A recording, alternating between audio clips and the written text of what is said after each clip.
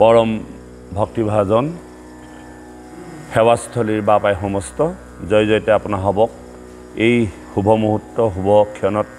আমি সমস্তজনে একাকাৰ হৈ সেৱাভাগি আগবঢ়োৱা হৈছে। ধাৰাবাহিক ভাগৱত অনুষ্ঠান ইতিমধ্যে চলি আছে আৰু এই পবিত্ৰ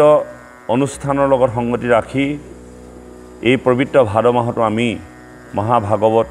চৰ্চা কথা নাপাতিব বাপ, কথা নাপাতিব, আৰম্ভ হৈ আছে নহয়।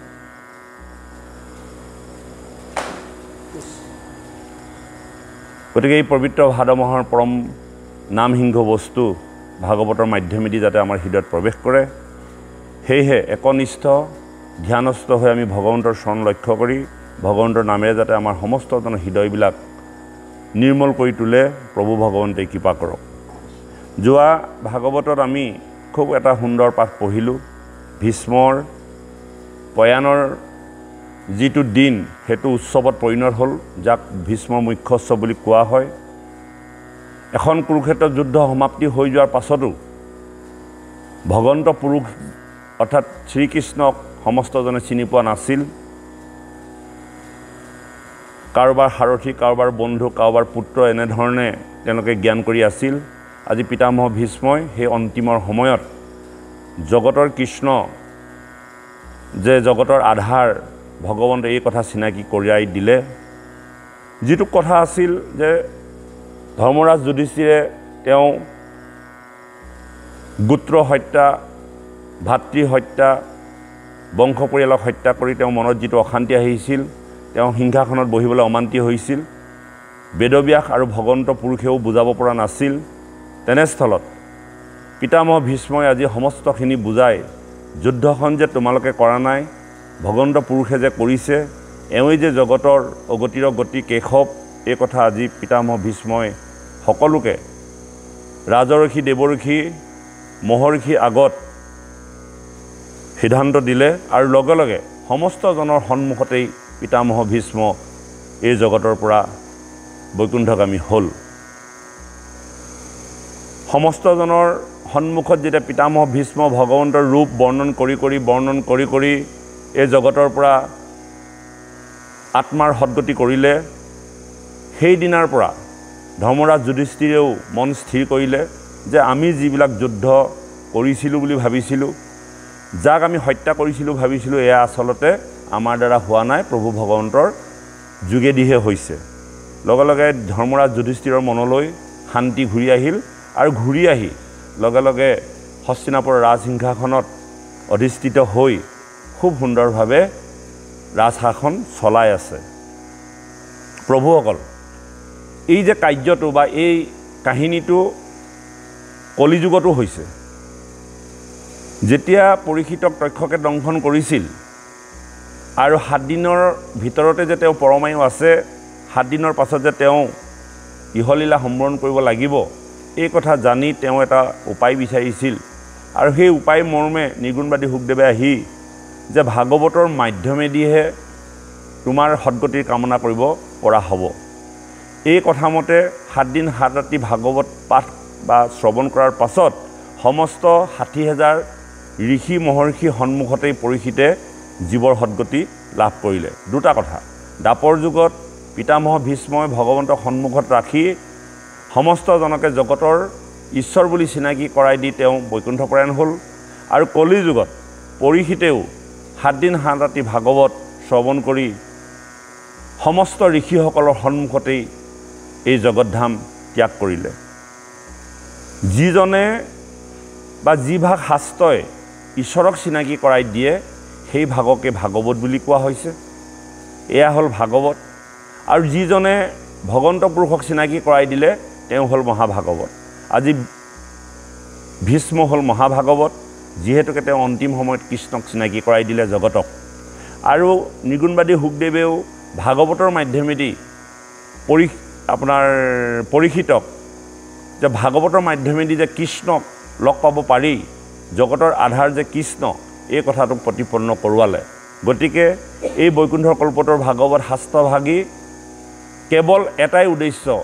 জগতৰ ঈশ্বৰক চিনাকি কৰাই দিয়া। আমাৰ ইয়াত যিমানবিলাক কাহিনী উপকাহিনী উপস্থাপন হ'ব, সমস্তখিনিৰ মূল লক্ষ্য আৰু উদ্দেশ্য হ'ল ঈশ্বৰ কৃষ্ণক চিনাকি কৰাই দিয়া।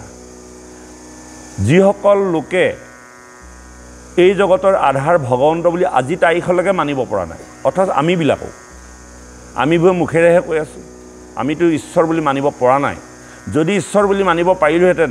আমাৰ ভাৱ ভাৱনাবিলাক পৰিৱৰ্তন হ'লহেঁতেন, নহয়নে বাৰু? ভাগৱতে ঈশ্বৰ চিনাকি কৰাই দিয়ে, যেনেকৈ পিতামহ ভীষ্ম ঈশ্বৰ চিনাকি কৰাই দিছিল, ভাগৱতেও ঈশ্বৰ চিনাকি কৰাই দিছিল।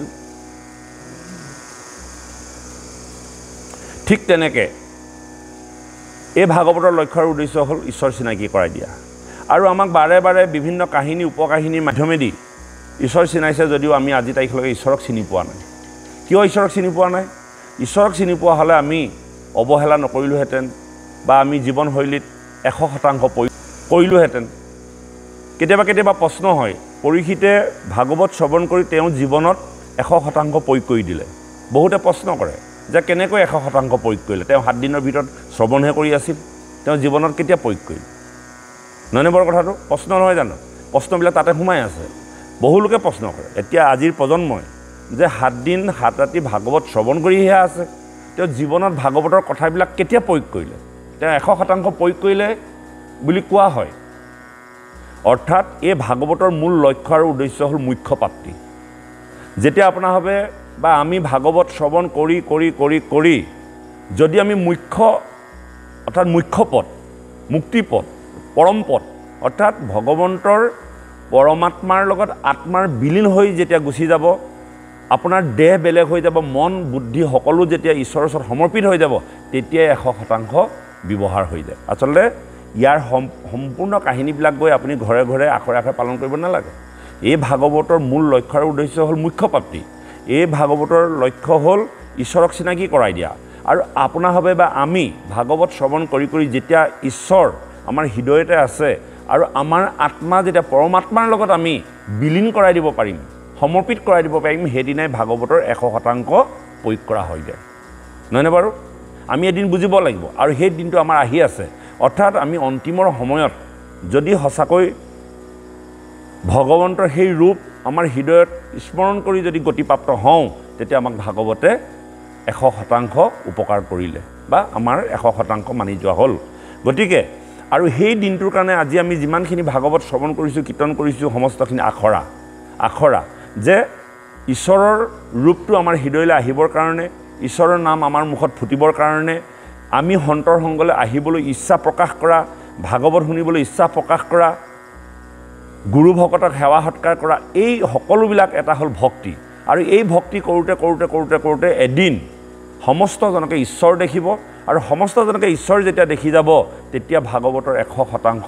প্ৰয়োগ হৈ যাব পৰীক্ষিতৰ দৰে, আৰু তেতিয়া আমাৰ মানৱ জীৱন সফল হৈ যাব। আজি সেই কথাটো পিতামহ ভীষ্মই সমস্তজনকে দেখুৱাই দিলে বা প্ৰতিপন্ন কৰোৱাই দিলে। আৰু এই সমস্তখিনি হোৱাৰ পাছত যুধিষ্ঠিৰ ৰাজসিংহাসনত বহিল, সুকলমে প্ৰজাবৎসল হিচাপে শাসন কৰি আছে। আৰু ইতিমধ্যে ভগৱন্ত পুৰুষেও দ্বাৰকালৈ যাবলৈ উদ্যত হ'ল। আজি আছে 7ম অধ্যায় পদ, শ্ৰীকৃষ্ণৰ দ্বাৰকা গমন। ভগৱন্ত পুৰুষ যাবগৈ, হস্তিনাপুৰ যাবগৈ, তেওঁ দ্বাৰকালৈ যাবগৈ। আৰু এই যে যাব, এই হ'ল ভগৱন্তৰ পৃথিৱীৰ পৰা শেষ বিদায়, পুনৰ ঘূৰি নাহে। তেওঁ দ্বাৰকালৈ গৈ তেওঁ বৈকুণ্ঠপ্ৰায়ণ হ'বগৈ। নহয়নে বাৰু কথাটো? তেওঁ যে হস্তিনাপুৰৰ পৰা এৰি গুচি যাব, তেওঁ আকৌ পুনৰ পৃথিৱীত নাথাকে। তাৰমানে হস্তিনাপুৰ এৰি যোৱা মানে পৃথিৱীৰ পৰা তেওঁ লাহে লাহে বিদায় মাগিছে। গতিকে আজি খুব এটা সুন্দৰ পাঠ, আপোনালোকে একান্ত মানে মন দিব। শ্ৰীকৃষ্ণৰ দ্বাৰকা গমন, কেনেকৈনো তেওঁ দ্বাৰকালৈ গৈছিল, এই কথাখিনি আজি উপস্থাপন হ'ব। কৃষ্ণ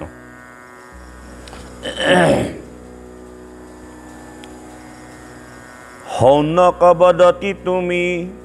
শুনিও কহুত, শুনিলো তোমাত কৃষ্ণ কথা অদ্ভুত। কৃষ্ণে কি কৰিলা যুদ্ধ সমাপিয়া পাছে, ইটো কথা শুনি বেয়া মাৰ ইচ্ছা আছে। হুত নিগদতি ঋষি হব শুনা কথা ভাৰত যুদ্ধক সাংগ কৰি হৰিত এ ৰাম যুধিষ্ঠিৰ নিপতিৰ বহায়া উৎসৱ তাক সম্বাৰ প্ৰীতি সাধি বঞ্চিলা মাধৱ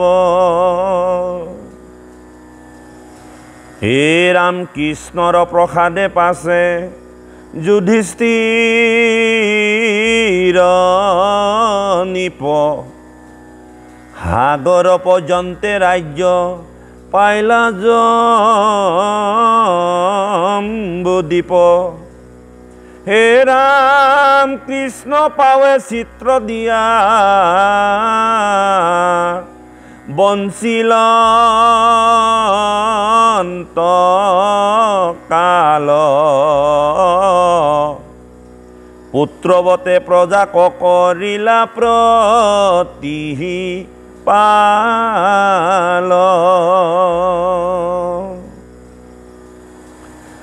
কোটি কন্দৰ্পটো কৰি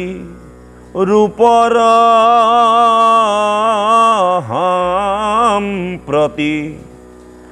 দেখি কতো নাৰীৰ বিস্ময় ভৈল মতি ভগৱন্তৰ কৃপাত যেতিয়া ধৰ্মৰাজ যুধিষ্ঠিৰে হস্তিনাপুৰৰ ৰাজসিংহাসন অৱগাহন কৰিলে আৰু লগে লগে তেওঁ জম্বুদ্বীপ পৰ্যন্ত সাগৰৰ পৰ্যন্ত তেওঁ ৰাজ্য বিস্তাৰ কৰিলে প্ৰজাসকলক বৎসৰ দৰে ভাবি যেনেকৈ এজন পিতৃয়ে বৎসসকলক অৰ্থাৎ শিশুসকলক প্ৰতিপালন যেনেকৈ কৰে ঠিক তেনেকৈ ধৰ্মৰাজ যুধিষ্ঠিৰে সেই হস্তিনাপুৰৰ সমস্ত প্ৰজাগণক পৃথিৱীৰ ৬১ ৰজাৰ হৈ তেওঁ প্ৰজাবৎসল হিচাপে পালন কৰিবলৈ ধৰিলে আৰু তেওঁ ৰাজসিংহাসনত বহি থকাৰ লগে লগে তেওঁ সুস্বাস্থ্য কলেবৰ ইমান সৌন্দৰ্যতা আহিল সেই ৰাজ্যৰ নাৰীসকলে তেওঁৰ ৰূপত মুগ্ধ হৈছে ধৰ্মৰাজ যুধিষ্ঠিৰ যেতিয়া ৰাজসিংহাসনত উপবিষ্ট হ'ল ইমান এটা সুন্দৰ স্বাস্থ্য প্ৰকাশ পাইছে য'ত সমস্ত নাৰীগণে তেওঁৰ ৰূপত মুগ্ধ হৈছে সেই কথাটোকে ইয়াত কৈছে কোটি কণ্ড পৰতু কৰি ৰূপৰ সম্পত্তি দেখি কতো নাৰীৰ বিস্ময় ভৈলা মতি হে ৰাম দুটি পুৰন্দৰ যেন থাকিলা নিপতি দ্বাৰকাক যাইবাক কৃষ্ণৰ ভৈল মতি এ ৰাম সুহৃদহ বৰো কৰাই আনন্দ উদয় হস্তিনাপুৰত বঞ্চি মাহকতি পয়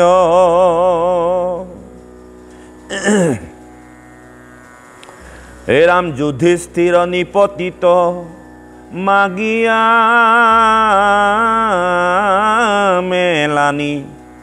কুন্তিকো কৰিলা শান্ত বুলি প্ৰিয় বাণী হে ৰাম দুৰ্পদী প্ৰমুখ্যে পাণ্ড বৰজত নাৰী বুলিলা চাখ বাক্য হবাকো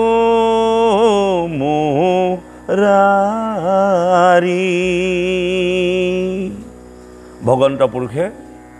যুধিষ্ঠিৰৰ ৰাজসিংহাসন চমজাই বহু মাহ ধৰি থকাৰ পাছত এইবাৰ তেওঁ সিদ্ধান্ত ল'লে তেওঁ দ্বাৰকালৈ যোৱা আৰু দ্বাৰকালৈ যোৱাৰ খবৰটো হোৱাৰ লগে লগে কুন্তিকে প্ৰমুখ্য কৰি সমস্ত দ্ৰুপদী আৰু পঞ্চপাণ্ডৱক আশ্বাস দিলে তোমালোকে ভালে কুশলে ৰাজ্য শাসন কৰি থাকিবা ধৰ্মৰ খুঁটি নলৰাবা সত্যৰ পথত তোমালোকে থাকিবা এনেধৰণে বহুতো আশ্বাস দি ভগৱন্ত পুৰুষে দ্বাৰকাৰ অভিমুখে গমন কৰিছে আৰু এই দ্বাৰকাৰ মুখে গমন কৰোঁতে তেওঁ ৰথত উঠিছে আৰু ৰথত উঠাৰ পাছত কিখিনি ৰাস্তাত হৈছে এইখিনি এতিয়া আমাক পদে ক'ব হে ৰাম ৰথত চৰিলা পাছে পৰম মংগল কৃষ্ণৰ বিয়োগ দুখে পাণ্ডৱ সকল এ ৰাম বহিবাক খোজন্তে নেত্ৰবাতি নীৰ প্ৰবন্ধে কৰিলা তাক কথম পিঠিৰ ৰথত যেতিয়া কৃষ্ণ বহিছে ভগৱন্ত পুৰুষেও আজি পঞ্চপাণ্ডৱক পেহীয়ে কুন্তীক দ্ৰৌপদীক এৰি যাবলৈ অত্যন্ত দুখ কৰিছে আৰু পঞ্চপাণ্ডৱবোৰ ৰথত বহুৱাবলৈ সংকোচ কৰিছে অত্যন্ত এটা বেদনাদায়ক পৰিৱেশ হৈছে অতদিন থাকি তেওঁলোকৰ লগত গাটোতে ছাঁটোৰ নিচিনাকৈ থাকি সমস্ত বিপদৰ পৰা প্ৰভু ভগৱন্তই পাণ্ডৱৰ ৰক্ষা কৰি আজি তেওঁলোকৰ প্ৰাপ্তি সমজাই দি ভগৱন্ত পুৰুষে নিজ স্থানে গমন কৰিছে অৰ্থাৎ কাৰোবাৰ সুখৰ কাৰণে কান্দি কোনোবা এটা পৰিয়ালৰ পক্ষে যুদ্ধ কৰি নিজৰ বাক্যকো ছন্ন কৰি এই জগতত ধৰ্মৰ জয় অধৰ্মৰ পৰাজয় এই লীলা কৰিবৰ কাৰণে তেওঁ আহি আজি সেই ধৰ্মৰ জয় কৰি জগতত খ্যাতি অৰ্জন কৰি আজি তেওঁ যে যাবগে এই কথা সমস্ত পঞ্চপাণ্ডৱে মানিব পৰা নাই হে ৰাম কত আলিঙ্গিলা কত প্ৰণামিলা মাথে মহোৎসৱে কৰিলন্ত যাত্ৰা জগনাথে এ ৰাম মৃদংগ গোমুখ শংখ বজাও কাহাল দিন্দি মদ গড়ৰুল কতুক ৰহতাল হে ৰাম চিহ্ন চন্দা ছত্ৰদণ্ড গাউল বুম্বালে চলি যায় হেনা হ'ব মহাকৌতুহলে সমস্ত সৈন্যসকল গৈছে যিসকল পালিপখীয়া আছে কি বজাইছে মৃদং বজাইছে গোমুখ শংখ বজাইছে আৰু ভগৱন্ত পুৰুষৰ ওপৰত ছত্ৰ ধৰিছে আৰু যাবলৈ সময়ত আমি যেনেকৈ বন্ধুৱে বন্ধুক আমি হাবত মাৰি ধৰোঁ আলিংগন কৰোঁ প্ৰত্যেকে প্ৰত্যেকক আলিংগন কৰি বিদায় দিছে এটা জয়াল পৰিৱেশ যিটো সহিব নোৱাৰে হৃদয় বিদাৰক এটা পৰিৱেশ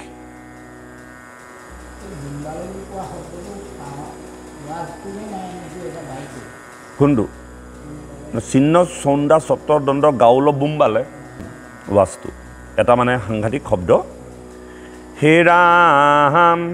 অৰ্জুনে ধৰিলা ছত্ৰ মাথাত হাদৰে উদ্ধৱ সাত্যকী বিঞ্চৈ ধবল চামৰে সাত্যকী উদ্ধৱে ভগৱন্ত পুৰুষক অকণমান বিচি গৈছে আৰু অৰ্জুনে ছত্ৰ ধৰি গৈ আছে হে ৰাম চৰি আগি হত যত নগৰ নাৰী হীৰত বৰিষৈ পুষ্প হুয়া দুই শাৰী দুটা শাৰী হৈছে আমি যেনেকৈ প্ৰভু আটাক আনিছিলোঁ প্ৰত্যেকগৰাকী আয়ে তেওঁৰ গালে পুষ্প বৃষ্টি কৰোৱাইছে দুটা শাৰী হৈছে বন্তি প্ৰজ্বলন কৰি গৈ আছে আৰু ৰথত উঠাই অৰ্জুনে ছত্ৰ ধৰিছে সাত্যকী আৰু ধ্ৰুৱই বিচি দিছে আৰু সৈন্যসকলে জয় জয়কাৰ কৰি পেলাই ভগৱন্ত পুৰুষক দ্বাৰকাৰ অভিমুখে গৈ আছে হে ৰাম কৃষ্ণৰ চৰণ চিন্তি লুতক নিৰোধী কতু প্ৰেমে কহে কথা সখী সম্বুধি। লুতক বাগৰি আহিছে আৰু লগে লগে সখাক উদ্দেশ্য কৰি কৈছে, অন্তিম সময়ত প্ৰাণৰ সখী আত্মা আৰু পৰমাত্মা, পৰমাৰ্থী অৰ্থত অৰ্জুন আত্মা হিচাপে জগতত অৱস্থান কৰিছে আৰু ভগৱন্ত পুৰুষ পৰমাত্মা। আত্মা আৰু পৰমাত্মাৰ সম্পৰ্কে যদি আপোনালোকে অকণমান বুজিবলৈ যত্ন কৰে, পৰমাত্মা হ'ল এই বন্তি গছ। ধৰক এই বন্তি গছৰ পৰা আমি আৰু এগছ বন্তি যেতিয়া প্ৰজ্বলিত কৰি আনিম, সেয়াই হ'ব আত্মা। অৰ্থাৎ আমি সমস্তজন কৃষ্ণৰ ঔৰসৰ পৰা আহিছোঁ। আমি প্ৰত্যেকজনেই এজন এজন ঈশ্বৰ, কিন্তু আমি তেওঁৰ পৰা বিচূৰিত হৈ আহি এই জগতৰ সমস্ত মায়াই আৱৰি ধৰাৰ কাৰণে তেওঁ আৰু আমাৰ মাজত এটা ব্যৱধান হৈ পৰে। নহ'লে আমি প্ৰত্যেকজনেই নৰে ঈশ্বৰ বুলি কিয় কৈছে? আপোনাৰ আত্মাত ভগৱন্ত পুৰুষেই বিৰাজ হৈ আছে, তথাপিতো আমি ভগৱন্তক চিনি নোপোৱাৰ মূল কাৰণটো হ'ল মায়া। মায়া মানে কেনেকুৱা? এটা উদাহৰণ হিচাপে দেখুৱাই দিব পাৰোঁ। ধৰি লওক এটা লেম্প আমি কিনি আনিলোঁ। আগতেতো আমাৰ হাত লেম্প আছে বা টেবুল লেম্প আছে। যিদিনাখনি আমি লেম্পটো মোহাৰি সুন্দৰভাৱে জ্বলাই দিলোঁ, কিমান সুন্দৰ পোহৰ দিলে, নহয়নে বাৰু? সেয়া হ'ল পৰমাত্মা, এটা বস্তু। আৰু ক্ৰমান্বয়ে জ্বলোতে জ্বলোতে জ্বলোতে চিমলিটো যেনেকৈ ছাই লাগি পোহৰ দিব নোৱাৰা অৱস্থা হৈ যায়, বা আমি জানো যে লেম্পটোৱে পোহৰ দিয়া নাই নেকি, কিন্তু লেম্পটোৱে আগৰ দৰেই পোহৰ দি আছে। কিন্তু মায়াৰ প্ৰভাৱত পৰি, অৰ্থাৎ লেম্পটোত ছাই লাগি যোৱাৰ কাৰণে তেওঁ যিমানখিনি শক্তিপূৰ্ণভাৱে পোহৰ দিব লাগিছিল, ততো আমি উপলব্ধি কৰাটোৱে হ'ল ঈশ্বৰ চিনাকি। আৰু সেইজন ঈশ্বৰে আমাৰ হৃদয়ত নিবাস কৰি আছে, কিন্তু আমি তেওঁকে আমি ভাবিব নোৱাৰোঁ। এতিয়া ভাবিব কেনেকৈ নোৱাৰোঁ আমি? যদি আমি ভাবিব পাৰিলোহেঁতেন, আপোনালোকে ভাবিছে যে ক'তা তুমি দেখোন কৈছা আমাৰ আত্মাৰ উশাহ নিশাহ লৈ আছোঁ, যি তত্ত্ব সোমাই আছে চৈতন্য কৃষ্ণ, কেলৈ আমি জানো নহয় এইবিলাক কথা। তুমি কৈয়ে আছা বা ভাগৱতে কৈ আছে, এইবিলাক কথা জানো, হয়, প্ৰত্যেকৰ হৃদয়ে হৃদয়ে ঈশ্বৰ আছে বুলি জানো। কিন্তু ঈশ্বৰ আছে বুলি জনাৰ পাছত যে ঈশ্বৰক যে আমি সেৱা নকৰোঁ, প্ৰমাণটো কি বাৰু? ঈশ্বৰ বুলি যে নেমানো কেনেকৈ? এই কথাটো আমাক একাদশ স্কন্ধত উদ্ধৱক কৈছে। উদ্ধৱে সুধিছে প্ৰভু ভগৱন্তক যে তুমি এই জগতত প্ৰকৃততে কাক বেছি ভাল পোৱা? তেতিয়া উদ্ধৱক ভগৱন্ত পুৰুষে কৈছে যে যিজনে মোৰ সৃষ্টিৰ সমস্তজনক দয়া কৰে, সমস্ত জীৱক তেওঁ কৰুণা দৃষ্টিয়ে চাই, তেওঁৱে মোৰ জগতৰ একান্ত ভকত। আমি একান্ত ভকত হ'ব নোৱাৰা মূল কাৰণ সেইখিনিতে। আমি ঈশ্বৰ চিনি নোপোৱা মূল কাৰণ সেইটোৱে। যদি ঈশ্বৰ চিনি পালোহেঁতেন, তেতিয়াহ'লে আপুনি মই যে এই যে জীৱবিলাক হত্যা কৰি আছোঁ, এই কামটো নহয়। ঈশ্বৰ চিনি নোপোৱাৰ কাৰণে আপোনাৰ অন্তৰত ঈশ্বৰৰ প্ৰতি থকা কৰুণা, ঈশ্বৰৰ প্ৰতি থকা প্ৰেম ভাৱ, ঈশ্বৰৰ প্ৰতি থকা দয়া। তেওঁ কৈছেনে সমস্ত ভূততে আছোঁ মই ব্যাপী, সমস্ত ভূততে মই আছোঁ ব্যাপী। যদি ব্যাপী আছে, তেতিয়াহ'লে সেই আত্মাটোক আমি যেতিয়া অত্যাচাৰ কৰিবলৈ গৈছোঁ, তেতিয়াহ'লে ঈশ্বৰৰ ওপৰত অত্যাচাৰ কৰা হোৱা নাই নহয়, হোৱা হৈছেনে বাৰু? এইটোৱে হ'ল আমাৰ আচল তত্ত্ব। কথাটো গম পাইছেনে বাপ? সেইকাৰণে হোৱা আপুনি একো কৰিব নালাগে। মহাত্মা গান্ধীয়ে সেইকাৰণে কৈছে এই জগতৰ শ্ৰেষ্ঠ ধৰ্মটো কি? অহিংসাই পৰম ধৰ্ম। এই তাৰমানে কি হ'ল দাইটো চাওক, আমাৰ ভাগৱত অনুষ্ঠানত যেতিয়া কোনোবা আহি থাকে, তেওঁ নিজে নিজে কঠ লৈ বহি থাকিব। মোৰ চলা হয়, আগলৈ যাওক পাছলৈ যাওক কৈ থাকিব নালাগে। মই এই কথাখিনি কৈ আছোঁ, আমাৰ কৈ থাকিলে মোৰ বেয়াও লাগে। ভাগৱত যেতিয়া আৰম্ভ হৈ যায়, আপুনি ভাগৱতৰ প্ৰতি মন নাই দিয়া, আপুনি সেই মানুহজনৰ কথাটোহে চিন্তা কৰিছে। তেওঁ বহিব নহয়, তেওঁ আসন আছে, বহিব। গ্ৰাম্য কথাই উত্তম শ্লোকত বাধা আহে, তেওঁ বহিব। ভাগৱত আৰম্ভ হোৱাৰ আগত আমি যি নেপাতো লাগিলে, ভাগৱত আৰম্ভ হৈ যোৱাৰ লগে লগে প্ৰত্যেকে আসন ল'ব নিজৰ নিজৰ নিজৰ নিজৰ জেগাত, নিজে নিজে য'তেই সুবিধা হয় তাতে বহিব। মই আকৌ ডাইৰেকশ্যন মাৰি পেলাই মই এটা কথা ক'লোঁ, মোৰ কথাটো উত্তৰ দিবলৈ গ'লে তেওঁ ক'লে, তেনেকৈ আমাৰ কি হয়, এই ভাগৱতৰ অমৃতময় বাণীত হস্তক্ষেপ হয়। যে কি নহওক, এই কথাটো পৰৱৰ্তী সময়ত যাতে নহয়। গতিকে আৰু আমাৰ জীৱনত এইটো কি হয় জানে, এই দুৰ্ভাগ্যটোৱে আটাইতকৈ ডাঙৰ কথা। মই এটা কাহিনী কৈছোঁ, কাহিনীৰ মাধ্যমেদি আপোনালোকে বুজি পাব। এজন মাছমৰীয়া, তেওঁ গ'ল ৰাতিতে উঠি, যেনেকৈ গাই নদীলৈকে গ'ল, সোনকালে মাছ মাৰিব, ৰাতিপুৱা হোৱাৰ লগে লগে সোনকালে মাছ ধৰিব। ৰাতিতে উঠি গ'ল, তেওঁ সময়টো নাজানে, ঘড়ী নাছিলে, কিমান সময় হ'ল নাজানে ৰাতিপুৱালে বুলি গুচি গ'ল গৈ দেখিছে নদী কাষ পালেগেও আৰু ৰাতি নোপোৱাই তেওঁ কাঠ এডালতে বহি পেলাই ৰৈ আছে ৰাতি পুৱক আৰু লাহে লাহে মই একদম কোনো নদীত নেনামোতেই মই মাছখিনি ধৰিম বহি আছে বহি থকাতে দেখিলে ওচৰতে এটা টোপোলা তাতে বহুত শিল ভৰাই থোৱা আছে দেখিলে যে এইটো শিলৰ টোপোলা তেওঁ কাঠডালতে বহি কি কৰিব আমাৰো তেনেকুৱা স্বভাৱ এটা আছে নে পানীলে কিবা এটা দলিয়াই থকা তেওঁ এটা দলিয়াই এনেকৈ মাৰে এটা এটাকৈ এনেকৈ মাৰি মাৰি তেওঁ সময়খিনি পাছ কৰি আছে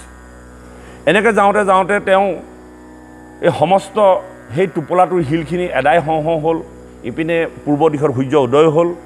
উদয় হোৱাৰ লগে লগে মাত্ৰ মোনাটোত এটা শিল আছে দেখিলে যে এই শিলটো দেখোন শিল নহয় ই এটুকুৰা হীৰা কোনোবা লোকে তাত এটা হীৰাৰ টোপোলা এৰি থৈ গুচি গ'ল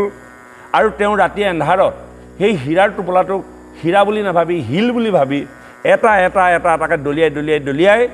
যেতিয়া পূৰ্ব দিশত কৃষ্ণ সূৰ্য অৰ্থাৎ সূৰ্য উদয় হ'ল তেওঁ দেখিলে যে এই এটুকুৰা হীৰাহে অৰ্থাৎ মোৰ অন্ধকাৰ বা মায়াৰ কবলত পৰি জীৱনৰ প্ৰত্যেকটো দিন প্ৰত্যেকটো মুহূৰ্ত এনেকৈ আমি ক্ষয় কৰি আছোঁ বুজি নলওঁ আজি আমাৰ এই দিনটো কেনেকৈ সুন্দৰভাৱে পাৰ কৰিব লাগে এটা হীৰাৰ দিন বুলি ভাবক কিন্তু আমি কি কৰোঁ সেই হীৰাৰ টুকুৰাটো সেই মায়াৰ আৱৰণৰ কাৰণে আমি দিলোঁ নদীলৈ দলিয়াই কাৰণ আজিৰ দিনটো গুচি গ'ল আজিৰ দিনটো আমাৰ জীৱনলৈ আকৌ ঘূৰি নাহে আহিব জানো আজি এই মুহূৰ্তটো আপুনি মই জীৱন চিন্তা কৰিলে দিনটো ঘূৰি নাহে কাইলৈ যদি আহে বেলেগ এটা দিন আহিব নে বাপ বেলেগ এটা দিন আহিব গতিকে এই প্ৰত্যেকটো দিনেই হীৰাৰ নিচিনাকৈ ভাবি যদি আমি উপলব্ধি কৰোঁ যাতে জীৱনৰ প্ৰত্যেক মুহূৰ্ত প্ৰত্যেকটো ক্ষণ যাতে আমি মূল্যলৈ ৰূপান্তৰিত কৰিব পাৰোঁ হীৰালৈ ৰূপান্তৰিত কৰিব পাৰোঁ যাতে অযথা মায়াৰ প্ৰভাৱত পৰি যাতে আমাৰ এনেকুৱা এটা ব্যৱস্থা নহয় এই কথাটো মৰ্মে উপলব্ধি কৰিব লাগিব আৰু যেতিয়াই আমাৰ মৰ্মে উপলব্ধি হ'ব সেইদিনাই আমাৰ ঈশ্বৰ সেৱাত আমি ব্ৰতী হৈছোঁ বুলি আপোনালোকে বুকুটা দি ক'ব পাৰিম অন্যথা নাই হোৱা আমি প্ৰত্যেক জীৱনৰ মূল্যৱান সময়খিনি নষ্ট কৰি থাকোঁ গতিকে সেইজনেও তেনেকৈ পাইছিলে তেওঁৰ জীৱনত প্ৰাপ্তি হীৰা অৰ্থাৎ আমাৰ জীৱনত মনুষ্য জীৱন প্ৰাপ্তি হৈছোঁ বহুতো চৌৰাশী জীৱ আছে লাখ জীৱ আপুনি কেনেকুৱা এটা কৰ্তব্যময় ব্যৱস্থাত তেওঁলোকে জীৱন নিৰ্বাহ কৰি আছে আৰু আপুনি মই মনুষ্য হিচাপে সেই স্থান পাইছোঁ আৰু সেই স্থান পাই যেতিয়া আমি অৱজ্ঞা কৰিম সেই স্থান পাই যেতিয়া মূল্য নিদিম তেতিয়াহ'লে আমাৰ জীৱনৰ মনুষ্য জীৱন বিফল হৈ যাব এই কথাটো আপোনালোকে কেতিয়াবা ভাবি চাবচোন হে ৰাম নকৰিবা প্ৰাণ সখী কৃষ্ণত বিস্ময় সাক্ষাতে ঈশ্বৰ এন্তে জানিবা নিশ্চয় হে ৰাম মহাপ্ৰলয়ত যিটো জগত সংহৰি কেৱল থাকন্ত সনাতন মহা হৰি অৰ্জুনৰ বিব্বল দেখি অৰ্জুনক বুজাইছে হেৰা সখী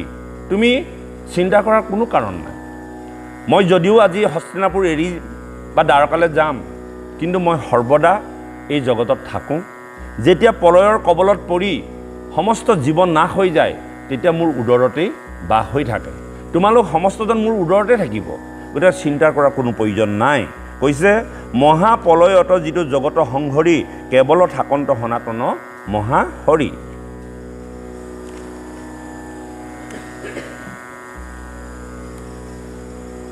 হে ৰাম তেহে এন্তে কৃষ্ণ জানিবা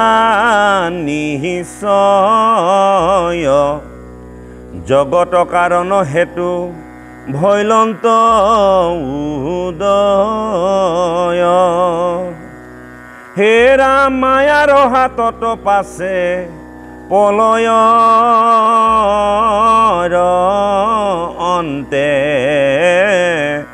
জগতকে স্বজন্ত এহেন্তে ভগৱন্তে প্ৰলয়ত যেতিয়া সমস্ত জীৱবিলাক এই পৃথিৱীখনো নাথাকে সাগৰ নাথাকে পৰ্বত নাথাকে সকলোবিলাক এদিন প্ৰলয়ৰ হ'ব হয়তো আমি প্ৰলয়ৰ সন্মুখীন হ'বও পাৰোঁ নহ'বও পাৰোঁ কিন্তু এই জগতখন এদিন শেষ হৈ যাবই আগতো হৈ আছে বহু প্ৰলয়ৰ হৈ আছে আৰু এই পলয়বিলাক যেতিয়া হ'ব তেতিয়া কেৱল ভগৱন্ত পুৰুষ আছে ইয়াৰ ভাগৱতে এই পলয়ৰ সম্পৰ্কে দ্বাদশ স্কন্ধত ক'বগৈ মাৰ্কেন্দ্ৰ ঋষিয়ে পলয় চাবলৈ হেঁপাহ কৰিছিল আৰু পলয় কি বস্তু একদম দ্বাদশ স্কন্ধত অৰ্থাৎ ভাগৱতৰ শেষ অধ্যায়টোত এই কথাখিনি ক'বগৈ যে পলয় কি বস্তু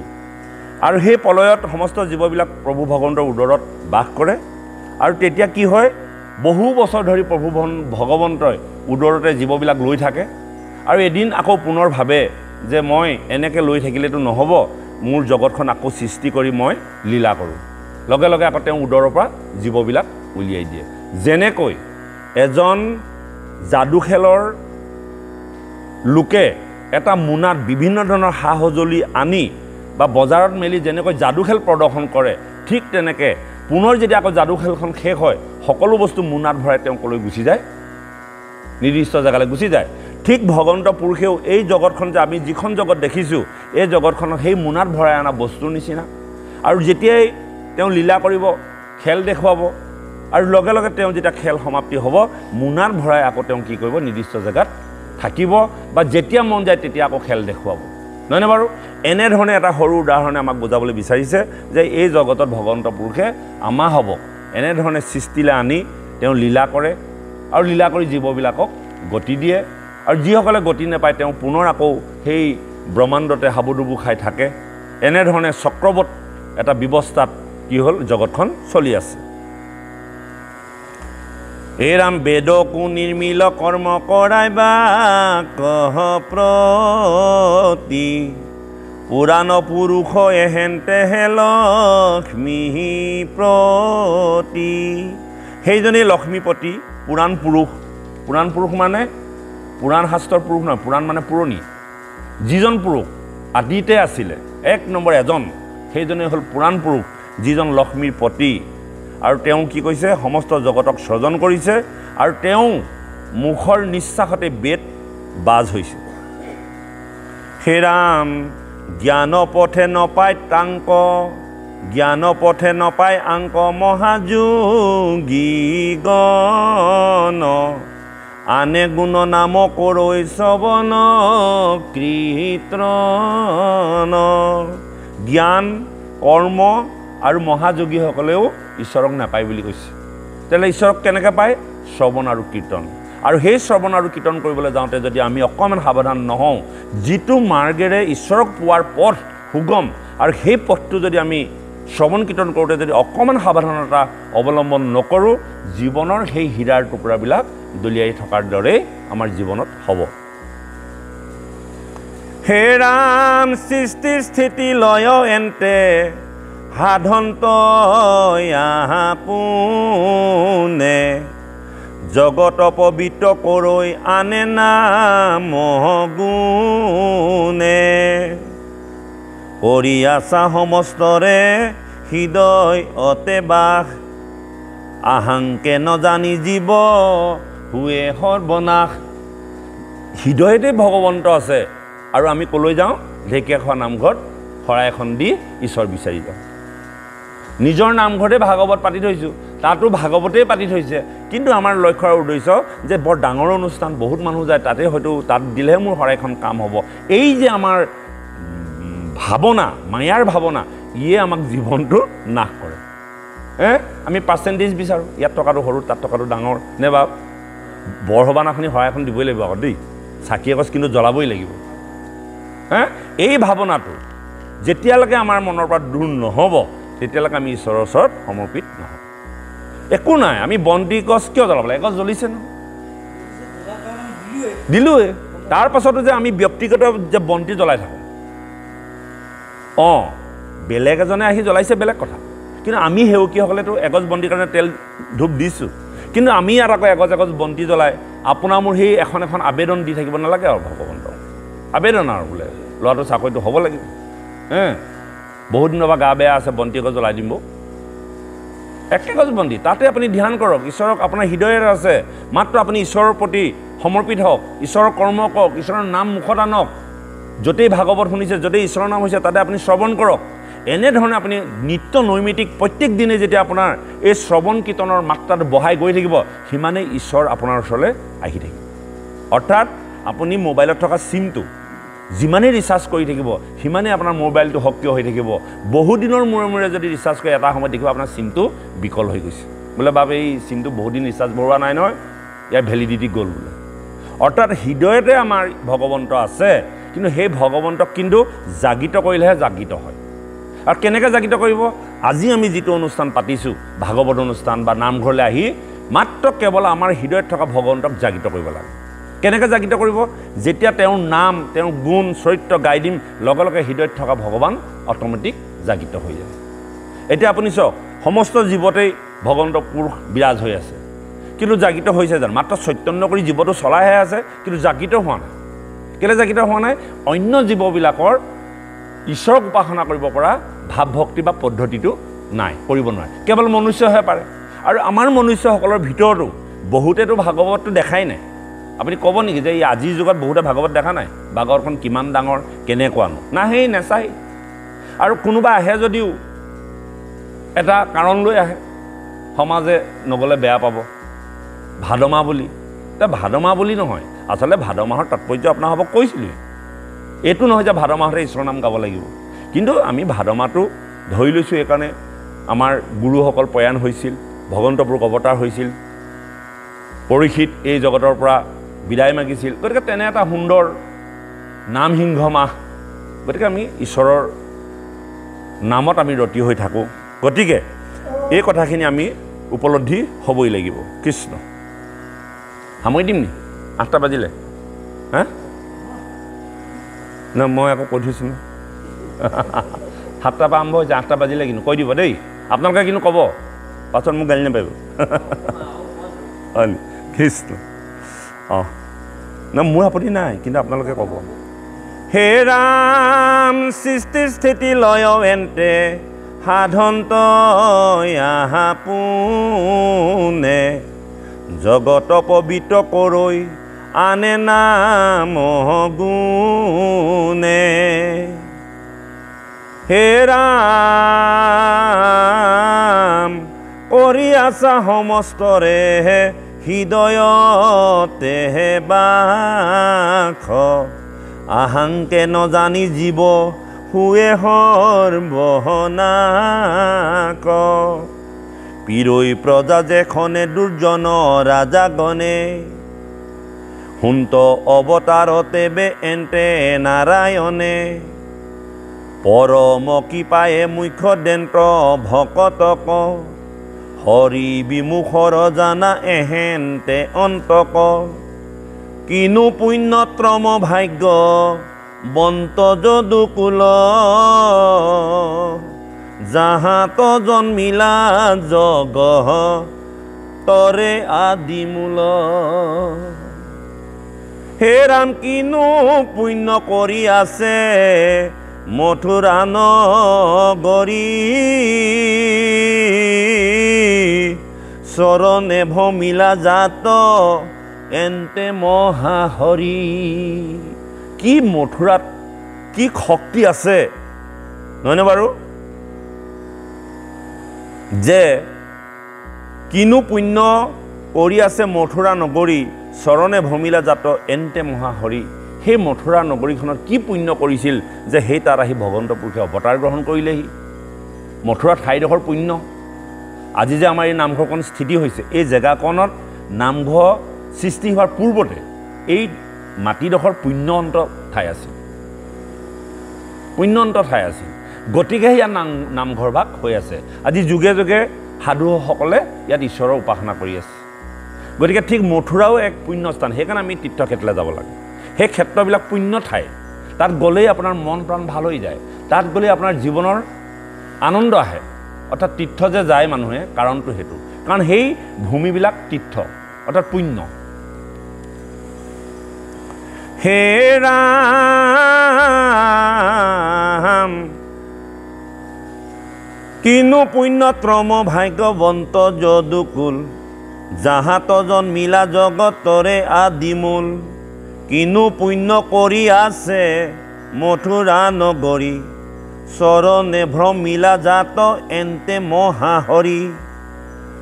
দেখি উৱা সহ্য ভাগ্য সিটো দ্বাৰকাৰ যাৰ যখে স্বৰ্গকো কৰিলে তিৰস্কাৰ ভগৱন্ত পুৰুষে দ্বাৰকাখন সৃষ্টি কৰিছিল আজি যিখন দ্বাৰকাত ইমান সমৃদ্ধি প্ৰত্যেকটো বস্তু আছে তাত এটা বস্তু নাছিল তাকো স্বৰ্গৰ পৰা লৈ আনি দ্বাৰকাৰ দৰ্জাৰ সন্মুখত ৰুই থৈছে কি বাৰু পাৰিজাত এতিয়া আমাক ভাগৱতে সেই দ্বাৰকাখন আপোনাৰ মোৰ দেহটোক বুজিবলৈ কৈছে আমাৰ দেহটোত স্বৰ্গক তিৰস্কাৰ কৰিব পৰা ইমান এখন সুন্দৰ দ্বাৰকা সমৃদ্ধিশালী ৰাজ্য বা দেশ যিখন দেশ আমাৰ দেহটো আমাৰ দেহটোত ইমানেই শক্তি আছে ইমানেই সৌন্দৰ্যতা আছে ইমানেই সমৃদ্ধি আছে যিখিনি আপোনাৰ মোৰ জীৱনত কিমান পাৰ্চেণ্ট ব্যৱহাৰ কৰোঁ জানে 20% মাত্ৰ আৰু 80% ব্যৱহাৰ কৰিবলগা আছে আমাৰ এই মগজটো আপোনাৰ মোৰ নিচিনা এটা মগজে আজি কম্পিউটাৰ দেশখন কিমান ওপৰলৈ লৈ গৈছে চাওকচোন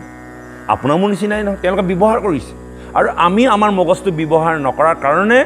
20% বা 10%হে ব্যৱহাৰ হৈছে বাকী 90% ইনেই পৰি আছে কথাটো বুজি পাইছেনে আমাৰ জীৱনত আমাৰ এই দ্বাৰকাখনত ইমানেই সমৃদ্ধিশালী কিন্তু আমি ব্যৱহাৰ কৰিব নজনাৰ কাৰণে আমাৰ এই দেশখন জাবৰে জোথৰে পৰি আছে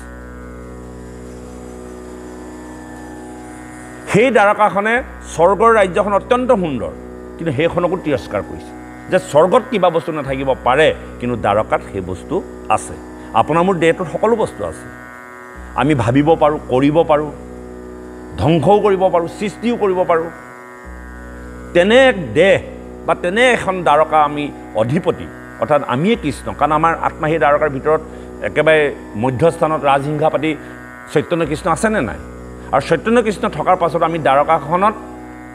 বিচৰণ কৰিব নোৱাৰি সমৃদ্ধিখিনি ৰক্ষা কৰিব নোৱাৰাৰ কাৰণে আমাৰ দেহটো জহি খহি গৈছে অৰ্থাৎ আমি ব্যৱহাৰ উপযোগী নাজানো গাড়ী এখন আনিলে বা আপোনালোকে কিবা এটা বস্তু যদি আনে তাত এখন মেনুৱেল দি পঠায়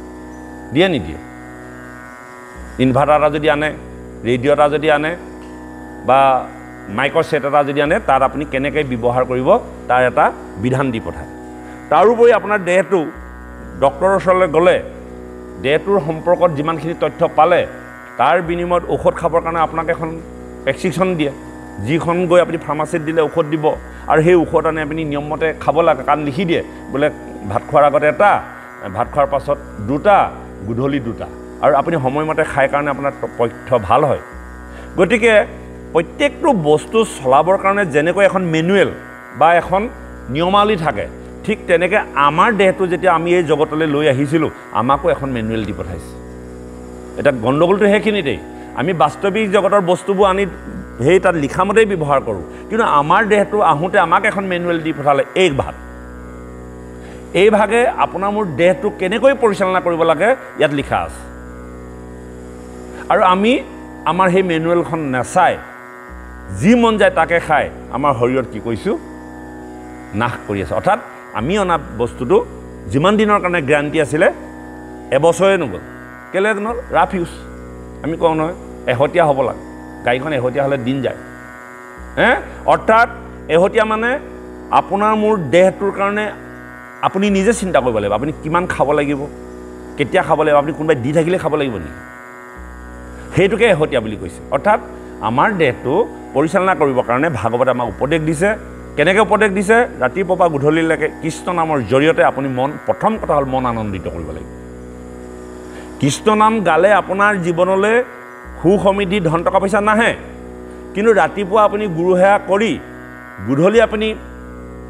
মানে আপোনাৰ শয়ন কক্ষলৈ যোৱালৈকে যদি মনটো আপুনি আনন্দিত কৰি ৰাখিব পাৰিছে আনন্দিত মনেৰে যি কাম কৰিব তাকে হ'ব আপুনি ক্ৰুদ্ধভাৱে কাম কৰিলে সফল হ'ব নেকি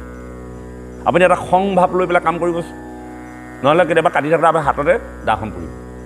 যদি আপুনি আনন্দ মনে কামবিলাক কৰিব প্ৰত্যেকটো কামে আপোনাৰ সফল হ'ব আৰু তাৰ কাৰণে আপুনি প্ৰত্যেক দিনে আনন্দিত হ'বলৈ যত্ন কৰিব লাগে আমাৰ মাজত যে সমাজবিলাকত যে আমি থৈয়া নুঠিয়াবোৰ লাগি আমাৰ মনবোৰ বেয়া কৰোঁ সেই কথাটোক আমি বুজি নাপাওঁ আমি কিবা এটা পাতিবলৈ গৈ কিবা এটা কৰিবলৈ গৈ আমাৰ জীৱনলৈ কি নমাই আনো ডিপ্ৰেশ্যন বা হতাশ নমাই আনো ধৰক আজি কিবা এটা কথা আমি পাতিলোঁ নে বাপ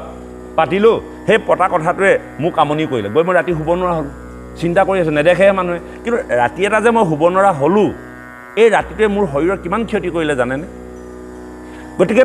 সাধু সংগলৈ গ'লে তেনেকুৱাবিলাক কথা আলোচনা হ'ব নালাগে যিটো কথা আলোচনা হ'লে আমাৰ মন গৈ খুব সুন্দৰভাৱে শুবগৈ পাৰোঁ আৰু আমি যেতিয়া সেই কথাবিলাকৰ মাজলৈ সোমাই সোমাই গৈ থাকিম এদিন আপুনি যদি কাৰোবাক আঘাত দিছে আপুনিও আঘাত পাব লাগিব গতিকে এইখিনিৰ পৰা আমি ক্ৰমান্বয়ে আঁতৰি যাব লাগে চলি থাকিব সমাজখন মাত্ৰ আমি ভুৱে তাত সোমাই গৈ আমাৰ নিজৰ মনবিলাক বেয়া কৰি পেলাই আমাক কি কৈছোঁ অত্যাচাৰ কৰি আছোঁ দে শুব নোৱাৰোঁ ভাত খাব নোৱাৰোঁ গতিকে আমি আমাৰ ভাগৱতে সেই কথাখিনি উপলব্ধি কৰোৱাইছে যে তুমি সাধুৰ সংগত গৈ ভগৱন্তৰ কথা নিৰ্মল চৰিত্ৰৰ কথাবিলাক যেতিয়া শুনি যাবা তোমাৰ জীৱনত প্ৰয়োগ কৰি দিয়া বাদ দিয়াচোন তেওঁ তেনেকৈ আছে খাওক কি আছে কি ক'বলগীয়া আছে গতিকে আমি যেতিয়া তেওঁক অপৰাধ ধৰিবলৈ যাওঁ আৰু তেওঁ আকৌ মোক অপৰাধ ধৰি দিয়াৰ লগে লগে মই আকৌ বেয়া পাই গ'লোঁ নহয়নে বাৰু গতিকে এই কথাখিনিকে আমি বুজিব লাগে যে আমি কিমান সুন্দৰকৈ আনন্দিত মনেৰে জীৱন নিৰ্বাহ কৰিব পাৰোঁ ৰাতিপুৱা বা গধূলিলৈকে যদি আমি আনন্দ মনেৰে থাকিব পাৰোঁ আপোনাৰ স্বাস্থ্য উজ্জ্বলতা বৃদ্ধি হ'ব একো ভাত খাব নালাগে মানুহে কয় নহয় এই সুখ আকৌ সেইকাৰণে ইমান শকত আৱত ধুনীয়া ঢেৰ খাইছে আপুনি কিন্তু শকত নহয় দুখ আকৌ মনৰ দুখ বোলে ভাতৰ তিতা খাবা নে মাতৰ তিতা খাবা হয় নহয় বাৰু ভাতৰ তিতা খাব পাৰি মাতৰ তিতা খাব নোৱাৰি বোলে এই কথাবিলাক অৰ্থাৎ আমি একো নাখাওঁৱে লাগিলে কোনো ভিটামিন খাব নালাগে যদি পৰিয়ালটোত আমি হাঁহি হাঁহি বা সমাজখনত আমি যদি হাঁহি যদি জীৱন নিৰ্বাহ কৰিব পাৰোঁ তেন্তে আমাক আৰু বেলেগ ভিটামিন দৰকাৰ নাই সমাজলৈ অহাৰ লগে লগে সকলোৱে আনন্দ আমাৰ যিটো চুপতা চুপতি এইটো ভকতৰ অত্যন্ত ভাল লক্ষণ আৰু আনন্দ সেই বুলি যে ভাগৱত চলি থকা সময়ত আকৌ সেইটো নহয় অন্য টাইমতে আমাৰ হাঁহি ধেমালি ফূৰ্তি ফাৰ্তা প্ৰত্যেকক নিজৰ আত্মা বুলি ভাবি প্ৰত্যেকক মোকো কওক ময়ো কওঁ কিন্তু ধৰি থাকিব নালাগে এই কথাটোৱে মই কৈ আছোঁ নকলে নেমেলিলে সমাজ আগবাঢ়ি নাযায় আপোনাৰ গাটো লেতেৰা হৈছে আপুনি চাবোন মাৰিবই লাগিব তেতিয়াহে চাফা হ'ব সেই বুলি আপুনি চাবোনকে মাৰিয়ে থাকিব নেকি আৰু যদি চাবোনকে মাৰি থাকিলে আপোনাৰ খাৰে দৈবিলাক দেহ খতম হৈ যাব বোলে আমি ক'বলগীয়া কথাখিনি পাতিম মেলিম এৰিম আজি আমাৰ এই পবিত্ৰ অনুষ্ঠানৰ জৰিয়তে এই কথাটোকে আজি শিকোঁ যে আমি কেতিয়াবা কিবা এটা কাৰণত এই বাপে এতিয়া ধৰক আপোনাক কেতিয়াবা এই অনুষ্ঠানলৈ আগবাঢ়োঁতে দেৰি হয় কিবা হয় আমি কৈ থাকোঁ কিন্তু বাপৰ এটা সুন্দৰ চৰিত্ৰ আছে এইবিলাক কথা বৰকৈ ধৰি নাথাকে কিন্তু ধৰিবলৈ গ'লেই বিপদ হ'ব বা এদিন ধৰি দিব দ্বিতীয় দিন আকৌ মই নকওঁ নহয় কেলৈ নকওঁ ভুল হ'লেও নকওঁ তেতিয়া তেওঁ ভুলকৈ আগবাঢ়ি গৈ থাকিব আজি ভুল হৈছে কিবা এটা কৰিব পৰা নাই ইজনে কৈছে সিজনে কৈছে তেওঁ সেইটো কৰিবলৈ যত্ন কৰিছে অৰ্থাৎ জীৱনত তেওঁহে উন্নতি হৈছে আকৌ তেওঁ কৰ্মটোত আমি দেখুৱাই দিওঁতে সেই কৰ্মটোত তেওঁ সুন্দৰভাৱে যেতিয়া কৰিব পাৰিব লাভ কাৰ হ'ব আপোনাৰ হ'বনে মোৰ হ'ব তেওঁহে হ'ব হয়নে কওকচোন আপোনাৰ সন্তানটোক স্কুললৈ যাবলৈ সতিয়াইছে আপোনাৰ ল'ৰাটোক গা ধুৱাবলৈ চিঞৰ বাখৰ কৰি আছে তেওঁ চিঞৰ বাখৰ কৰি থকা মানুহজনৰ গাটো চাফা হ'বনে সন্তানটোৰ হ'ব স্কুলে গ'লে সন্তানটোৱে শিক্ষা গ্ৰহণ কৰিবনে মাকে কৰিব গতিকে যিজনক উপদেশ দি ভাল কামৰ কাৰণে আগবঢ়াই থাকে তাত লাগিলে যেনেকেই কথা নকওক মইতো কোনোবা ব্যক্তিগত কথাত তেওঁক সেইখিনি কথা ক'বলৈ যোৱা নাই নহয়নে বাৰু সমাজখন সুন্দৰভাৱে আগুৱাই নিবৰ কাৰণে আমি ক'বলগীয়া কথাখিনি ক'লে কোনোজনেও বেয়া পাব নালাগে আপোনাকো কওক মোকো কওক বোলে বাপ এনেকৈহে আগবাঢ়িব লাগে দেৰি হৈছে গতিকে এই কথাখিনিও আমাৰ ভাগৱতৰ মাধ্যমেদি কেলৈ পাতিছোঁ অৰ্থাৎ আমাৰ জীৱনটো ৰূপায়ণ কৰিবৰ কাৰণে আমাৰ এখন নিয়মাৱলী আৰু এই নিয়মাৱলীৰ মতে যদি আমি চলি থাকোঁ তেতিয়াহ'লে নিশ্চয় আমি উপকৃত হ'ম কৃষ্ণ মাতটো ভাগাৰ কাৰণে বৰ কষ্টহে কৈ আছোঁ হে ৰাম যাৰ প্ৰজা অনুদিনে দেখৈ কৃষ্ণ মুখ স্বৰ্গতো নাহিকে হেন ব্ৰহ্মানন্দ সুখ এ ৰাম বিবাহিতা যতে কৃষ্ণৰ নাৰী গণ জন্মান্তৰে অৰ্চি আছৈ আহানে চহৰণ এ ৰাম তাতেহে অধৰা মিত্ৰ পিয়নুক্ষণে যাহাক আশায়ে মোহ যায় গোপীগণে এই কৰ্মবিলাকৰ কাৰণে গোপীসকলে মোৰ কৰ্মত মুগ্ধ হৈছিল গোপীসকল অনাচাৰী হোৱাৰ স্বত্তেও ভগৱন্ত পুৰুষে তেওঁলোকক ভকত হিচাপে গ্ৰহণ কৰিছিল গোপীসকলে একো নাজানে আপুনি মই যিমান কথা জানো কেনেকৈ বহিব লাগে কেনেকৈ খাব লাগে চব কথা জানো কিন্তু গোপীসকলে একো নাজানে আৰু গোপীসকলৰ ভকতিটো শিকিবৰ কাৰণে উদ্ধৱক পঠাইছিল উদ্ধৱে সুধিছে প্ৰভু ভকতি কেনেকৈ কৰা হয় যদি তুমি ভকতি শিকিবলগীয়া আছে তুমি বজ্ৰৰ গোপীসকলৰ ওচৰলৈ যোৱা আৰু উদ্ধৱ আহিলে গোপীসকলৰ ওচৰলৈ আহি পেলাই গোপীসকলৰ যিটো চৰিত্ৰ আমাৰ আইসকলৰ বহা কিছুমান গত আছে আকৌ মানুহ নাথাকিলে বৰ বেলেগ বেলেগ ধৰণে বহি থাকে মানুহ থাকিলে সংযতকৈ বহে বেয়া নাভাব হয়নে বাৰু এইটো দুখ নাই এইটো আপোনালোকৰ স্বভাৱ আপোনালোকে যেতিয়া মতা মানুহ ঘৰত নাথাকে তেতিয়াহে তাৰ ৰূপটো ওলায় কোনে কেনেকৈ বহি থাকে এইটো নহয় বেয়া পোৱা কথা ঠিক গোপীসকল আপোনাৰ হবে গোপী সেই গোপীসকলো তেনেকুৱা অনাচাৰী মানুহটোৰ ভয়ত সমাজৰ ভয়ত নিয়ম নীতিকে চলে যেতিয়া মানুহটো বা কোনোবা নাথাকিব তেতিয়াহে ৰূপটো উঠে যে কি নহওক সেই গোপীসকলো তেনেকুৱা এটা অনাচাৰী অসদাচাৰী কোনো দিনেই সদাচাৰ নাথাকে কিন্তু আজি ভগৱন্তৰ প্ৰিয় গোপীসকল কেনেকৈ তেওঁলোকে এটা কথা জানে যে এই জগতত যে স্বামী তেওঁ আৰু তেওঁক প্ৰত্যেক দিনে চৰণ সেৱা কৰি থকাৰ কাৰণে গোপীসকল ভগৱন্তৰ প্ৰিয় আৰু সেই প্ৰিয় গোপীসকলৰ পৰা ভকতি শিকিবৰ কাৰণে উদ্ধৱক পঠাইছিল তেতিয়া উদ্ধৱে আহি পেলাই গোপীসকলক সুধিলে হেৰা তোমালোকে যে আছা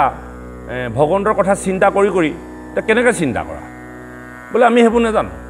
মুঠতে আমি ভগৱন্তক ভাল পাওঁ সদায় ভাবি থাকোঁ তোমালোকে সপোনত দেখা নেকি ভগৱন্তক যেতিয়া তেওঁ বজ্ৰধাম এৰি গুচি গ'ল বোলে সপোনত কেনেকৈ দেখিম আমি টোপনিয়ে নাযাওঁ টোপনি গ'লেহে সপোন দেখিব তাৰমানে ইমানেই ঈশ্বৰৰ প্ৰতি ধাৱবান ৰাতিও নহয় কেৱল ঈশ্বৰৰ কথাকে চিন্তা কৰি থাকে এইটোৱেই ভক্তি আপোনাৰ খাওঁতে শুওঁতে মন প্ৰাণ সমস্তখিনি ঈশ্বৰৰ ওচৰত অৰ্পণ তাৰমানে অৰ্পণ মানে কেনেকৈ অৰ্পণ কৰিব বাক্যেৰে আপোনাৰ মনটো আপুনি ৰাতিপুৱা শুই উঠিছে কেনেবাকৈ যদি ঈশ্বৰৰ নাম এষাৰ শুনিছে আপুনি তাতে বহি দিলে আৰু সেইফালে বোলে গৰু পানী খুৱাবলৈ থাকিলে আৰু নাম শুনিলে নহয়নে বাৰু কথাটো সেইফালে বোলে কিবা এটা লগাই দিলে সেইটোতে ৰতি হৈ গ'ল তাৰমানে তেওঁ ভাল পায় আপুনি মানে ভ্ৰমিত হ'ব লাগিব তাৰমানে ঈশ্বৰৰ নাম শুনিলে আপুনি পগলাৰ দৰে ভেবা লাগি চাই থাকিব লাগিব তাৰমানে আপোনাক নামেৰে ৰতি কৰি আছে এই যে দেহ বিচাৰ গীতবিলাকত যে যিবিলাক মানে আপোনাৰ কি বুলি কয় বৈৰাগীবিলাক তেওঁলোকে কেলে ঘৰ বাৰী এৰি দিব পাৰে সেই নামত ৰতি হৈ থাকে মহাদেৱ শিৱয়ো ঠিক তেনেকৈ নামত অনবৰতে ৰতি হৈ থাকে আৰু নামত ৰতি হ'বলৈ কাৰণে আপুনি কোনো ঠাইত বহি পেলাই নাম গাবলৈ কোৱা নাই ভাগৱতে কোৱা নাই কীৰ্তনেও কোৱা নাই আপুনি কৰ্ম কৰক গৰু আনিবলৈ কৈছে আপুনি নাম এষাৰ গাই যাওক আপুনি নাম মুখস্থ কৰাৰ এটা কৌশল বিশ্বাস কৰক আমি চিলাপথাৰৰ পৰা ইয়ালৈ আহিলে কীৰ্তন এজনা তাতে আৰম্ভ কৰোঁ কেতিয়াবা ইয়াত শেষ হয় কেতিয়াবা আধাখনীয়া হয় আকৌ যাওঁতে আৰম্ভ কৰোঁ বিভিন্ন কীৰ্তন এতিয়া আপোনাক কিমান কীৰ্তন মুখস্থ আছে নিজেও ক'ব নোৱাৰোঁ সেইবোৰ অঠালি পঠালি হৈ কেতিয়াবা মানে ইটোত সিটোত লাগি যায় সিটোত লাগি যায় আমাক সিমানকণ জ্ঞান নাই দিয়া ভগৱন্তই টনা আজোৰা হয় যে কি নহওক আৰু বিভিন্ন চিন্তাত থকাৰ কাৰণে কেতিয়াবা সদায় গাই থকা প্ৰাৰ্থনাটো একোট থাকি যায় কিন্তু এই কথাবিলাকত আকৌ ভগৱন্তই দুখ নধৰোঁ বুলি কৈছে একদম আপোনাৰ লিখি থৈছে নামঘোষাত কিয় তেওঁ অভিলাষটো হত মোৰ নামেৰে তেওঁ ৰঞ্জিত হৈ আছে নামখাক গাঁৱতে ক'ৰবাত অকণমান আগপিছ হৈছে কিন্তু তেওঁ ভাৱনাটো নামৰ প্ৰতি ধাৱবান নহয় জানো বাৰু মনটো তেওঁৰ নামৰ প্ৰতি তেওঁতো বিহু নাম এটা গাই যোৱা নাই নহয়নে বাৰু কথাটো গতিকে আমি ঈশ্বৰক সেৱা সৎকাৰ কৰিবলৈ গ'লে গোপীসকলৰ দৰে কোনো নিয়মৰ মাজত বান্ধ খাই থাকিব লাগিব বুলি ভগৱন্তই কোৱা নাই কেৱল তুমি মোক ভাবি থাকা কেনেকৈ তাৰ প্ৰমাণ দিছে যেতিয়া সৌভৰীয়াই এটা যুগত গুৰুজনে যিজন গুৰুৰ ওচৰত তেওঁ সান্নিধ্য লৈ শিক্ষা গ্ৰহণ কৰি আছিল তেওঁ কোনো নাছিল স্বামী খুব সোনকালে বিয়োগ হ'ল আৰু গুৰুজনে শিক্ষা দিছিল আমি যেনেকৈ ভাগৱত অনুষ্ঠান কৰিছোঁ সেই গুৰুজনেও তেনেকৈ অনুষ্ঠান কৰি তেওঁক কৈছে যে তুমি ঈশ্বৰৰ প্ৰতি অনুগামী হোৱা ঈশ্বৰৰ প্ৰতি তুমি সমৰ্পিত হোৱা এদিন নহয় এদিন তোমাক ঈশ্বৰে দৰ্শন দিবই আৰু আই এনেকুৱাকৈ মনত সেই কথাটোৱে শিপালে সদায় ভাবি থাকে ভাগৱতে কৈছে গুৰুৱে কৈছে গুৰুৰ বাক্য অথলে নাযায় বুলি তেওঁ দৃঢ় বিশ্বাস আমাৰ এতিয়া গুৰুৰ ওপৰত বিশ্বাস নাই নহয় কৃপালু শংকৰ গুৰুৱে চিঞৰি আছে কিন্তু আমি আমাৰ মতেহে কৰি আছোঁ গতিকে সেই সৌভৰীয়াই গুৰুৱে যেতিয়া কৈছে কথাখিনি মানিবই লাগিব আৰু এদিন যে ভগৱন্তৰ দৰ্শন দিব এই কথাটো তেওঁ দৃঢ় হৈ গ'ল কৈছে যে আৰু এদিন গুৰুজন প্ৰয়াণ হ'ল তেওঁ অকলশৰীয়া হ'ল এতিয়া তেওঁ ভাবিছে যে গুৰুজনে কৈ থৈ গৈছে ভগৱন্ত পুৰুষ আহিব এদিন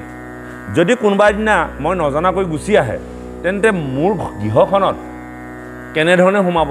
আমি যেনেকৈ আলহী এজন আহিলে বোলে আমুক আহিব দেই তাৰ আগতে আমি পদূলি বা কাপোৰ কানি বিচনাখনকে হ'লেও ঠিক ঠাক কৰি সুন্দৰকৈ থওঁ আলহী কেতিয়া আহিব ঠিকনা নাই কিন্তু আলহী আহিব এই খবৰটো পাওঁ আৰু পোৱাৰ লগে লগে আমি কি কৰোঁ খুব সুন্দৰভাৱে ঘৰ দুৱাৰ সাৰি পুচি চাফ চিকুণকৈ থওঁ ঠিক সৌভৰীয়াই প্ৰত্যেক দিনে ভগৱন্ত আহিব বুলি পদূলিৰ মুখৰ পৰা ফুল ছটিয়াই থয় সন্ধিয়া টাইমত ধূপ ধূনা দিয়ে যে ভগৱন্ত পুৰুষ আহিব সদায় কৰে তাৰপিছত ভগৱন্ত পুৰুষ আহিলে কি খাব তেওঁতো ৰাতি হয়তো গুচি আহিব পাৰে খাবলৈতো কিবা এটা দিব লাগিব বনত কি কৰে ফল বুটলে আশ্ৰমৰ কথাহে সেইবিলাক বনত ফলবিলাক সংগ্ৰহ কৰে কিন্তু এই ফলবিলাক হয়তো টেঙাও হ'ব পাৰে মিঠাও হ'ব পাৰে এতিয়া টেঙা আৰু মিঠা পৰীক্ষা কৰিব পৰা যন্ত্ৰ এটাই আছে আপোনাৰ মুখখন বা জিভাখন কিহে প্ৰমাণ কৰিব আপুনি ফলটো টেঙা নে মিঠা খাই চালে গম পাব হয় নাই বাৰু কওকচোন ফলটো টেঙা নে মিঠা আপুনি খাব লাগিব তেতিয়াহে গম পাব আৰু বেলেগ যন্ত্ৰ নাই বুলি কৈছে টেঙা মিঠা জুখিব পৰা গতিকে সৌভৰীয়াই কি কয় প্ৰত্যেকটো ফল একামুখ খাইছে টেঙা সেইটো পেলাই দিয়ে নাই মোৰ ভগৱন্ত পুৰুষে টেঙা বস্তু মই খুৱাব নোৱাৰোঁ যিটো একামুখ খাই মিঠা বুলি পায় সেইটো থৈ যায় প্ৰত্যেক দিনে থয় আৰু এই কামবিলাক আশ্ৰমৰ অন্যান্য আশ্ৰমবাসীয়ে দেখি থাকে যে সৌভৰীয়াই পগলা হ'ল গুৰুজন যোৱাৰ পাছত তেওঁ পগলা হ'ল সদায় ভগৱান আহিব বুলি এই কাৰ্যবিলাক কৰি থাকে আৰু এনেকুৱা অজ্ঞানী সেই ভগৱন্তে খাবৰ কাৰণে বাৰু একামুখ খাই পেলাই ফলবিলাক থয় জানো আৰু সদায় ধূপ ধূনা দিয়ে ফুল দিয়ে তাই তেওঁৰ মতে কৰি থাকে আৰু মানুহে পাগল বুলি হাঁহে ইটিকিং কৰে কিন্তু তেওঁৰ মত সলনি নহয় আৰু সঁচাকৈ এদিন ৰামচন্দ্ৰ লক্ষ্মণৰ সহিতে সৌভৰীয়াই ঘৰত সোমোৱাৰ লগে লগে সেৱা সৎকাৰ কৰিলে তেওঁ খুব সুন্দৰভাৱে ৰামচন্দ্ৰক চৰণ সেৱা কৰিলে লক্ষ্মণো লগত আছে আৰু খাবলৈ দিছে সেই একামুখ খাই থকা ফলবিলাক লক্ষ্মণেতো দেখিছে আৰু লক্ষ্মণে সেই আইগৰাকীক কৈছে তুমি কি কাম কৰিছা মোৰ দাদা অযোধ্যাৰ ৰজা কিছুদিনৰ কাৰণে বনলৈ আহিছে আৰু তুমি একামুখ খাই সেই জোঠা ফলবিলাক খাবলৈ দিছা তেতিয়া ভগৱন্ত পুৰুষে লক্ষ্মণক বাধা দিছে লক্ষ্মণ মোৰ ভকতে খাই এৰা বস্তু মই খাবলৈ প্ৰস্তুত যাৰ হৃদয়ত মোৰ প্ৰতি থকা শ্ৰদ্ধা আৰু হেঁপাহ আছে ভগৱন্তই ভকতৰ জোঠা খাবলৈ কিঞ্চিত মানুহ তেওঁ সন্দেহ নাথাকে আৰু সৌভৰীয়ায়ে সেই দিয়া ফলবিলাক ৰামচন্দ্ৰই পৰম তৃপ্তিৰে খাইছিল আৰু এদিন তেওঁ মনতে যে ভাবি আছিল মোৰ ঘৰলৈ ভগৱন্ত পুৰুষ আহিব আৰু এদিন আহিল কি নহওক আপুনি ময়ো যদি ভাবি থাকোঁ এদিন আপোনাৰ মোৰ গৃহলৈ ভগৱন্ত আহিবই আমি ইমান দিন নাম সাধনা কৰি আছোঁ বা আপোনাৰ সবে কৰি আছে আপোনালোকৰ ওপৰত দৃঢ় বিশ্বাস হ'ব লাগিব যে মোৰ নাম সাধনাৰ জৰিয়তে এদিন নহয় এদিন ভগৱন্ত কৃপাৰ পাত্ৰ মই হ'বই লাগিব কিন্তু হ'বই লাগিব বুলি আপুনি মনতে ভাবি থাকিলে নহ'ব নহয় তাৰ কাৰণে কৰিব লাগিব আপুনি 3 কোঠলীয়া ভঁৰাল সাজি থৈছে